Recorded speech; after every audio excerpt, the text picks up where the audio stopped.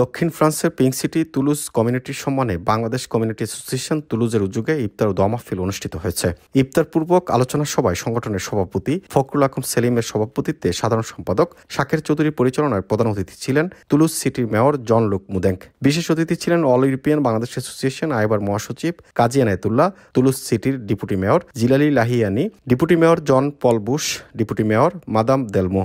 বক্তব্য রাখেন সংগঠনের প্রধান উপদেষ্টা ফারুক হুসাইন, উপদেষ্টা মোতালেব মিয়া, সহসভাপতি তাজিমউদ্দিন খোকন, রাজাউল হক খান রাজু, আব্দুর রহিম আকাশ, যুগ্ম সম্পাদক মোহাম্মদ শিফাত, শাকিল চৌধুরী সহ আরও অনেকে। সভাপতি তার বক্তব্যে তুলুজে মুসলিম কমিউনিটির জন্য একটি ইসলামিক সেন্টার ও মসজিদ স্থাপনের দাবি তুলে ধরেন মেয়রের কাছে। মেয়র জন লুক মুদেঙ্ক তার বক্তব্যে আশ্বস্ত করেন তুলুজ মিউনিসিপাল ফ্রাঙ্কো বাংলা সম্পর্ক উন্নয়নে যথাসাধ্য চেষ্টা করবেন। পরে বিশ্ব মুসলিম উম্মার শান্তি ও সমৃদ্ধি কামনা করে বিশেষ মোনাজাত করা হয়। এমআইবি সংবাদ ও সংবাদ সংশ্লিষ্ট অনুষ্ঠান দেখতে ভিজিট করুন www.mibtelevision.tv ও facebook.com/mibtelevision.tv এবং সাবস্ক্রাইব করুন youtube.com/mibtelevision এ। এমআইবি টেলিভিশন, সত্য খবর, সঠিক খবর।